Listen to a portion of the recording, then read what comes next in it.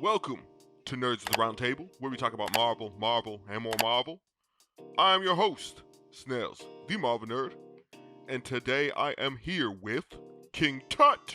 Ow! It's King Tut. Shout out to the Moon God. Shout out. We're talking about episode 2 of Moon Knight. Without further ado, let's get into it. Quick summary of Moon Knight. Moon Knight has dissociative identity disorder. He switches through personalities, has no idea what the other personality did. His powers are super strength, pain resistance, prophetic visions, and he is the avatar of Khonshu, the moon god. The Avatar! You know, the god of vengeance. Now, on the last episode, we left off with Moon Knight beating down a jackal. We start off this episode with Steven in bed, running straight out. You know, that moment from the trailer when he's running out of bed and then fucking gets caught by his leg and falls. He looks around, sees that there's no footprints, and then looks in the mirror and asks, "Where are you? Are you there? Where are you, Mark?" He goes to work, paranoid, looking over his shoulder, thinking Arthur Harrow's guys are after him. Maintenance is in the building, right? Because he's not sure. He thought he got away. He thought he was dreaming last night, you know. He was not dreaming. Maintenance is there cleaning up a quote-unquote burst pipe, which we know is not a burst pipe, but really the jackal. He goes to look at the security footage with the security guard. The security guard is like, okay, we can look at this footage. He's like, oh man, it's top secret, you know what I'm saying? MIA, you know what I'm saying? Government type stuff. And then he's like, you know, this is gonna be freaky. But do you want to see it? You're not gonna know. You're not gonna know what you're gonna see. And then there's nothing. Like, there's no jackal. It's just him running, and he looks insane on the camera. But then, like, after the beatdown, Mark walks out of the bathroom and looks dead at the camera. And Steven's like, "That's not me." And then Steven is then brought into the HR office and is told, "You need to go find a doctor." And then he's like, "Maybe I do need a doctor. I don't know." And then he's like, "Give me your shit." And then he's fired. Hold on, let me say it. Let me say it like he does real quick. Yeah, go ahead. I think I need a doctor. I think you need a doctor, Steven. Then he goes and talks to the Golden Man Crowley about his problems. You know, the silent therapist.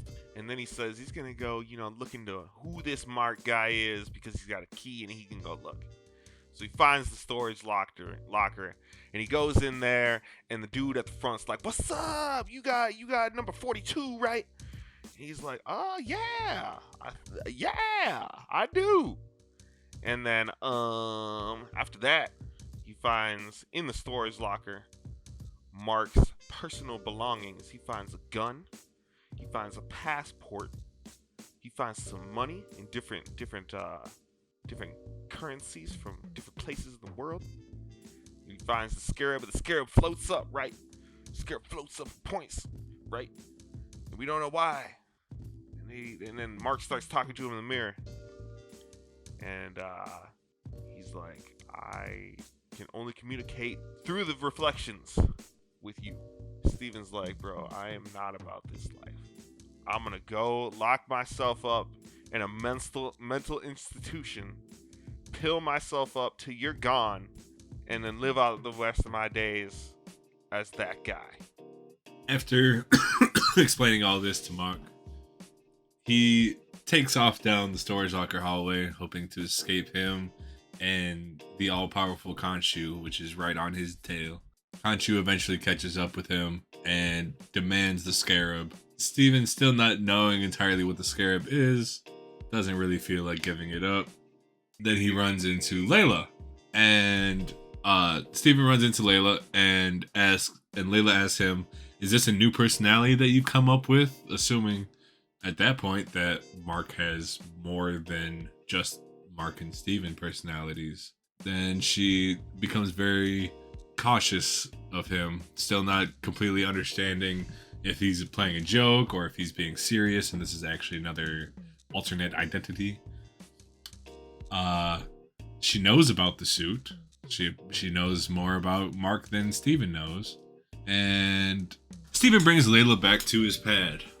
and assumes right off the gate, Layla assumes that this is a new hideout that he's come up with, and why is he living here? It makes no sense to him. Steven continues to explain to her that it's his mom's flat, immediately asking the question after, Layla asking, are you guys talking again? And now Steven has really no idea who he's been talking to on the phone. Right. Who? I'm sure they're gonna say who this person is that he's calling, but and it also makes me wonder, like, how long has he exactly been calling and leaving voicemails for his so-called mom? You know? And is anybody even listening? Exactly. Is he even talking to? Is he talking to his an alternate personality? Right. Yeah. Right. Is he talking to? Man, we ahead of the curve. It's wild. Layla notices a book poem, sitting on one of the desks, and begging the question why he is reading it, because Mark doesn't read poetry. But in the subconscious mind with alternate personalities, Steven does read poetry, and they read the same stuff, as well as hieroglyphs and Egyptian writing. After going back and forth for a little while, Layla kind of still freaking out, not figuring out what's going on. She pulls out some divorce papers, and I tell you what, Steven is not about that life. Fuck that. Immediately, he knows that Mark is a right twit and does not appreciate who Layla is.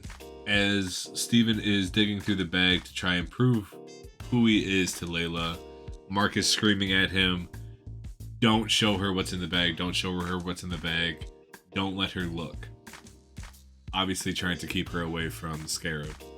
When she pulls it out the bag and says, why do you still have this when we almost risked our lives trying to get this? And Steven has no idea what's going on, and Mark isn't giving him any answers. So now the scarab is this all-powerful thing that we know points to Amet's tomb. If Layla and Mark were trying to get rid of it, who were they trying to get rid of it to? Who's gonna protect it more than somebody who? Yeah, like who wanted that for like that purpose besides Arthur Harrow? Then we pick up with the shady cops, and then we get a little bit of MCU Mark Spector origin. The female cop said that he was part of a team of mercs that hit a dig site, an archaeological site, and claims that what they did to the archaeologist was zip tie him up, and then shoot him in the back of the head, execution style. Steven says it wasn't him because it wasn't, and it most likely wasn't Mark either. And the question remains, did Arthur replace Raoul Bushman, who in the comics is the one that turns on the mercenary group and tries to murder one of the archaeologists, the lead archaeologist, and then ends up beating Mark almost to death, and then to death because he dies at the statue of Khonshu, which is where he gets his powers. They all arrive at the Harrow Cult HQ. You know, the HCH.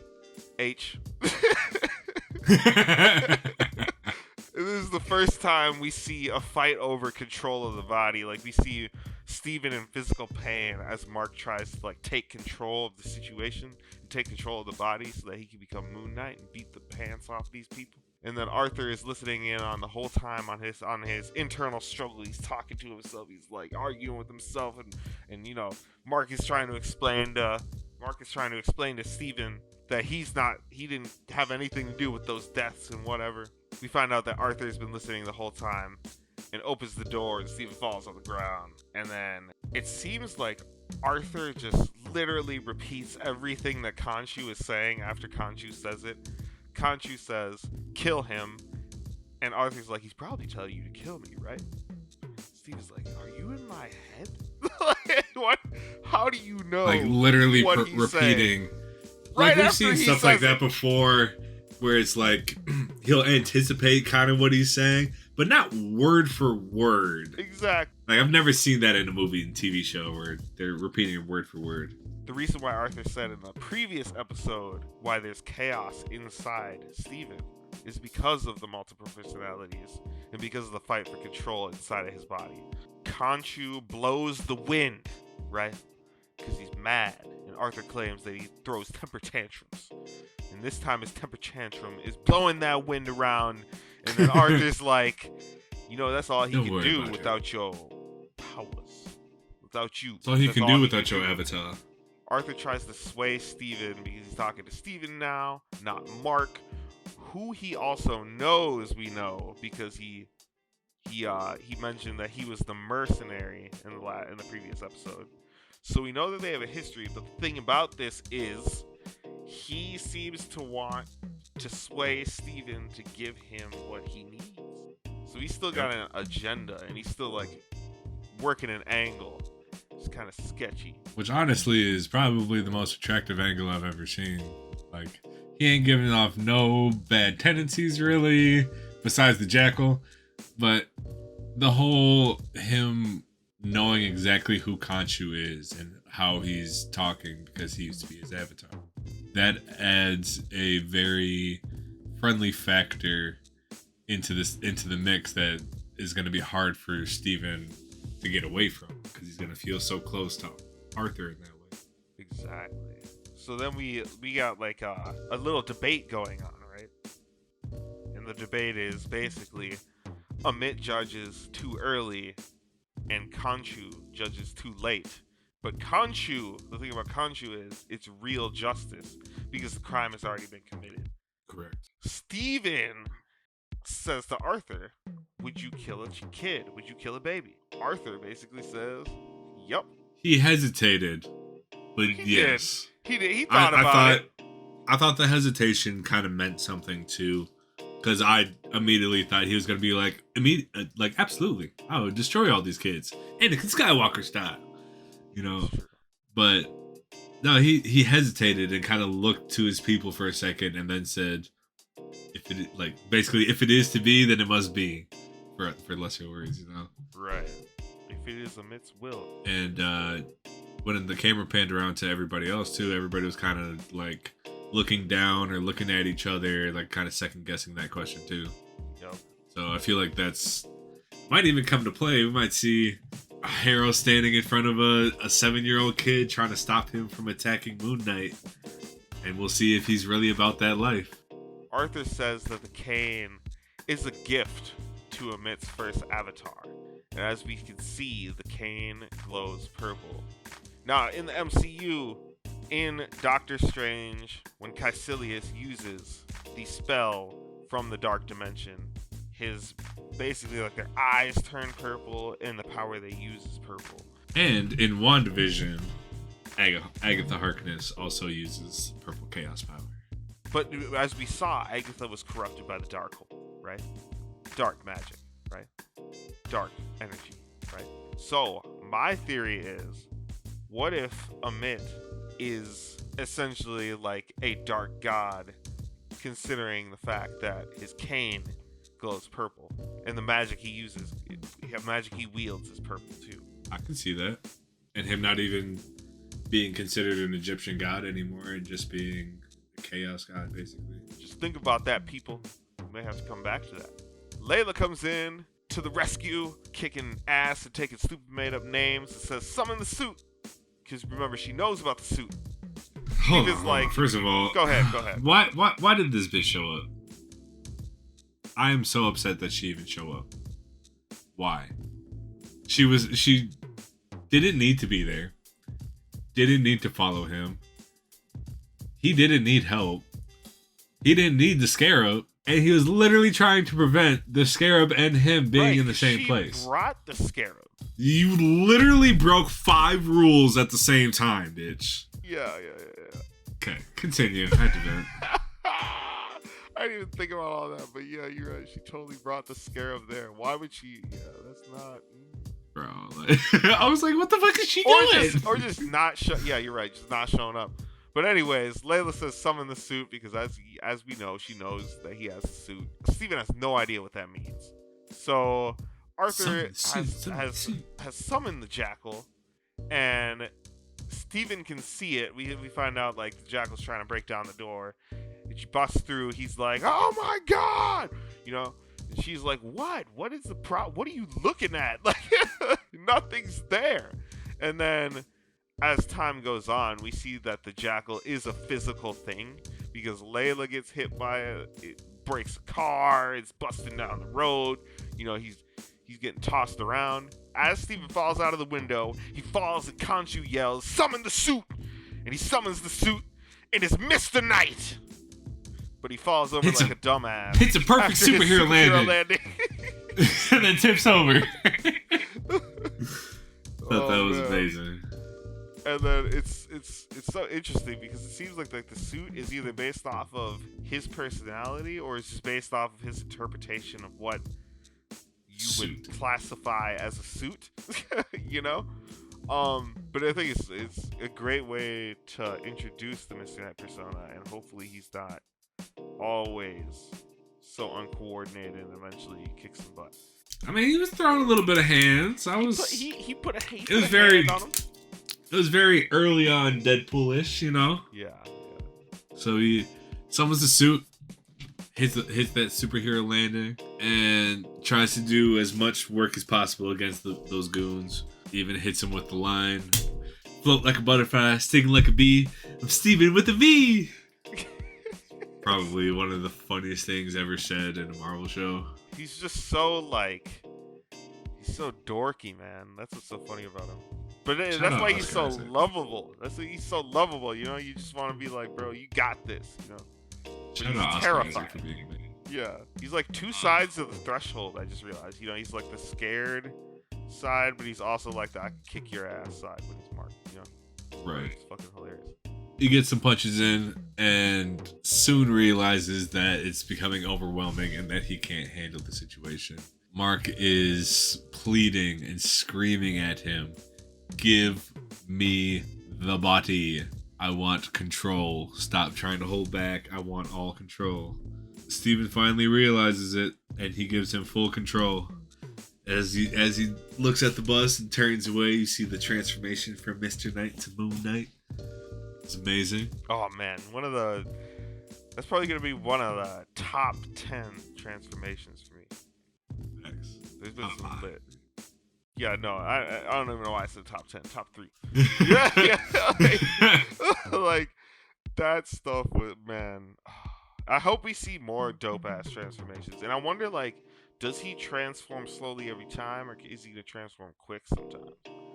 It seems that's like what I've been wondering too, because a second every single time, because that's a very strong flaw in the design of my man's. Even though he's durable, we even saw like how fast he could, or maybe he was running so damn fast, bro. He was running fucking Bucky and Cap speeds, bro. Okay, so running on that highway. yeah, dead ass is taking off. One thing that I have a theory about is that it's kind of like the thing with the jackal, where you can't see it unless you're permanent to that type of knowledge or whatever. Yeah. I feel like it's the same thing with the suit. You can't see the suit on him unless you're prevalent to that site. Because we see him at the end of the first one on the security camera when he walked out, when he was supposed to have the suit on, but he doesn't. Or did Mark take the suit off? Because as we see also in this same episode, after Mark impales the jackal on the statue, he immediately transforms back into Moon Knight. So, like, does he only use the suit when he absolutely needs to use the suit? Or, exactly, like you're saying, is only he seeing the suit? But also, then why would Layla be seeing the suit? And why doesn't Layla see the jackal then? So many different variables. So many. See, but Layla's permanent to it. Oh, but she doesn't see the jackal. You're right. Yeah, why doesn't she see the jackal? Maybe she's never seen one before. They gotta see the suit. Because then later in I mean, she's seen the suit before, but I'm just saying, maybe she's never seen a jackal. Like, there could be a dark side and a good side to it. Like, she's seen the suit and the temple and all this stuff, but she hasn't seen the Jackal or the Chaos Magic or something summoned. I don't know. Yeah, like Kinda just throwing- what would the magic look to her? Does it just look like what does his stick just look like a stick? Does she even see the glow? You know, like Right. do we even see the glow? And like Or is what it did it some, look like when he like pounded on the ground? Was it just some dude standing there? Yeah, or And is then it like people some are mirror like, dimension shit? what uneventful shit is happening right? Like they're like, Like, why is he kneeling like, so what are you hard on the doing? ground? yeah. Oh man, that'd be funny. But, Like, what if that's how they power? That'd be funny as hell, though. After we see Mark go crazy, he takes the suit off and starts to realize that he has lost the Scarab, and then looks down an alley and sees. Yeah, he's a Butterfingers. Looks down the alley and sees some random guy holding the Scarab, and Arthur walks up to him, and he's supposed to judge him, but as we see, he just grabs his hands and kills him. So like, what's that about? That makes me kind of think Arthur's not being entirely true about him being Amet's first avatar. I feel like he's holding Amet hostage. I think that's what I'm thinking. Either that, or it's truthfully maybe Amet's just evil like that, right? Or True, which could be. maybe he's got his own agenda where he wants to have all the power. Like maybe you're right, like he's taken her control but has figured out maybe also, or maybe he doesn't have control but either way has figured out that if he brings her to the physical plane, maybe he can take her power away from her somehow. Maybe he's figured out. But he doesn't want to do it too soon, otherwise he'll know he'll lose. Exactly. So it's like, I don't know. It's gonna be epic, but after we see that, then we see Mark look down into a reflection of himself, and we see Steven sad, alone, scared, and wanting to leave this so-called mirror dimension that he's been trapped in now, where Mark has been trapped in for so long. And Steven asks for his body back, and Mark refuses. And now, it is Mark's body. Did you think it was interesting that they said like you can't really move when you're in the reflection? It's like like you lose your shit. Kind of. He was like it's really hard to just sit in the back seat. Basically, is what you're saying. Yeah. To an extent, I feel like they are able to move around just as much as that person is moving. Like, if they're walking forward, they're walking forward with them. So I could see that getting annoying. When like he's trying to go to sleep. That's why he wakes up and takes over the body. Yeah, Can't sit there. exactly. He's more vulnerable in his sleep, which they explained earlier in the episode. So that's why. Well, sort of. Well, his body is more vulnerable. His body yes, is more but vulnerable. Well, his himself, mind, I don't think so. his conscious mind. No. Yeah. His conscious mind is no longer in the front seat, so Mark can take control then in that moment Right. and get the fuck out of that mirror. So now are we gonna see Mark just try to chug a bunch of 5-hour energies and do a bunch of drugs and stay up for 3 weeks straight? Try not to give up control. Works for me. He's a mercenary. I feel like he's gonna have some plan to keep the body. He's gonna like set up. He's gonna set up some device to like burn himself every hour or something like that.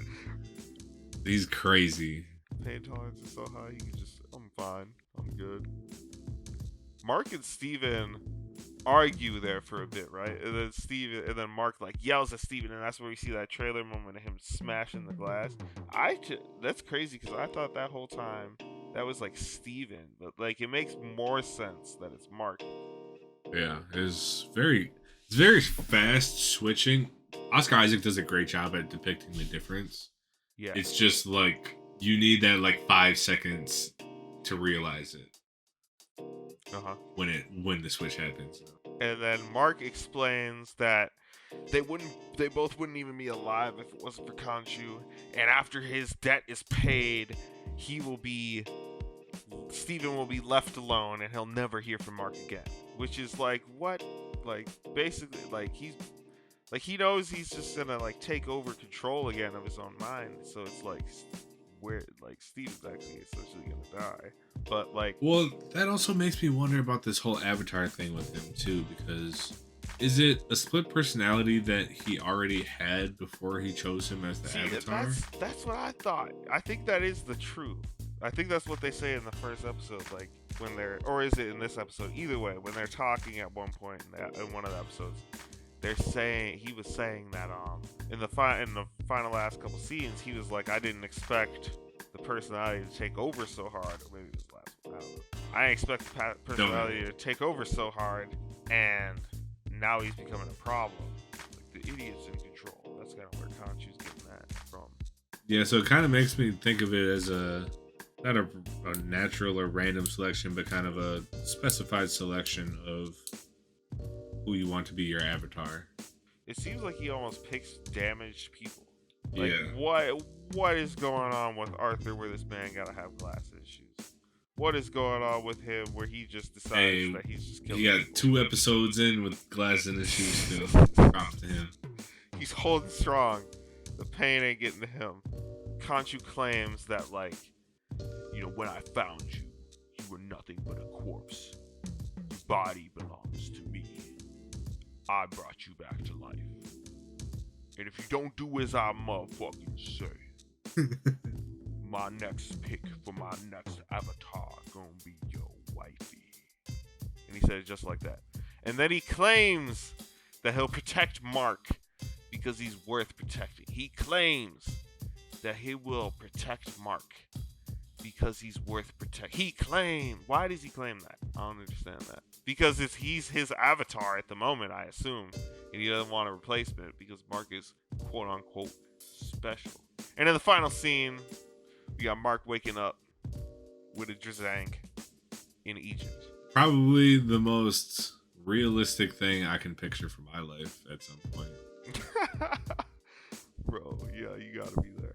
I mean, I don't know about the bloody knuckles part, but yeah, we see Mark sitting bedside off a bender with a bottle of, I'm gonna assume it's rum because they're in Egypt. Oh, man, it's got the knowledge. And then looks over to the mirror and sees Steven whimpering in the mirror, bottle sitting in front of him with a bloody knuckle, freaking out, not knowing what's going on or what to do, not being able to do anything. It's honestly, like, heartbreaking a little bit. Yeah, man, the struggle is real. The struggle is faux real. It's very, I mean, depending on like the stuff you've gone through in your life, it's very perspective heavy on people who have alcohol problems or just deal with demons in general. It's like being able to look upon yourself like that and then having yourself look back worried and freaking out and not knowing who you are basically or how to take control of that other version of yourself. That speaks to levels. They're crazy. Also, I want to know if they went to Egypt and shot any of this, because I found out recently that it's almost illegal there to shoot or film anything. Yeah, I wonder. Probably not if that's the case, right? Like, I know they filmed a bunch of this in Atlanta They and probably like a couple just other did places. Atlanta up, made it look Yeah. like Egypt. What did you think about this episode? What did you think about this? How do you think about Moon Knight so far? What do you think about Moon Knight so far? Moon Knight is slowly becoming my second favorite. Nothing will top WandaVision. I will die on that hill. Nothing tops it. Man, Moon Knight's fire. I love Moon Knight Knight is so far. amazing. What do you think? Moon Knight is definitely like top 2. I liked Loki more than I liked WandaVision. So good. But what was your favorite part? Now, my favorite part of that whole episode, I gotta say, was the whole sequence after he became Moon Knight. Because we got to see like glimpses of what he can do a little bit, how he operates, how he functions. I can't wait to see like more and explore more of what he's capable of. Right now he looks like, Captain America-esque type, super soldier type person. But he's got his own tricks, he's got his own gadgets, he's got his own vibe.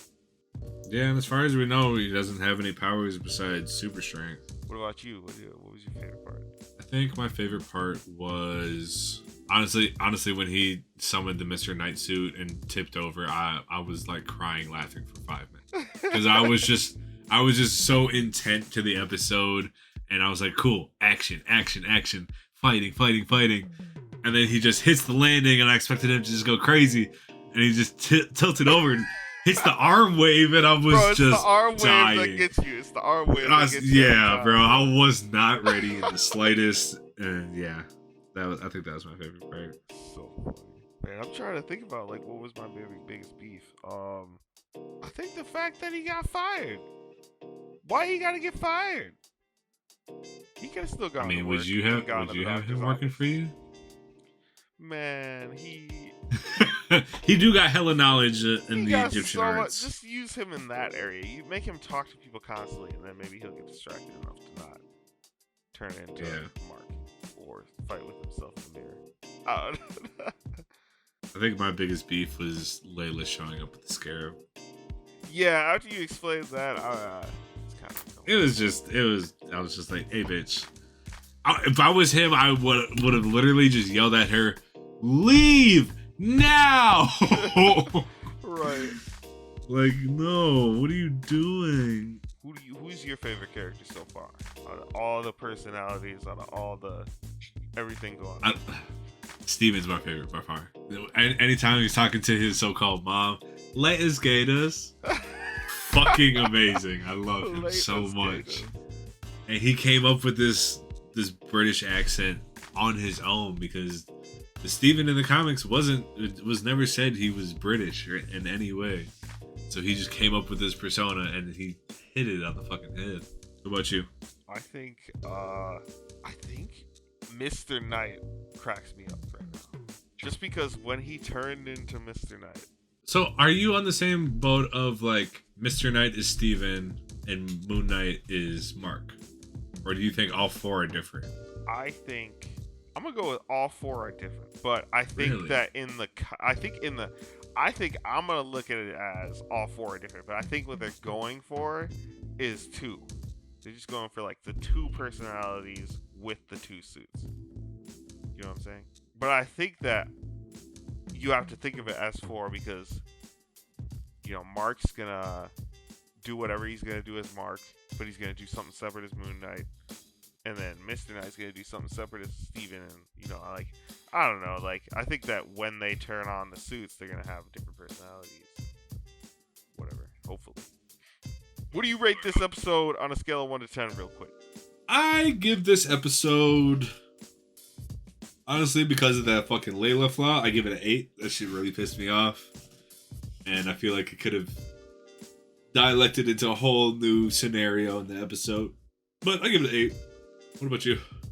Man, I'm gonna have to give it an 8 also. I'm waiting for it to just pick up in the scales of action, but it's still sitting at the high numbers for me for sure. Yeah, I don't think it's gonna drop below an 8 the entire series. Tune in for when we say it's a 10 because I'm sure y'all think the same. True. But there you have it, folks. We are Nerds of the Round Table. We talk about Marvel. Let us know what you think about whether or not we're gonna see Werewolf by Night in Moon Knight. And also let us know what you think about this episode. And also let us know what you think is gonna happen in the next episode.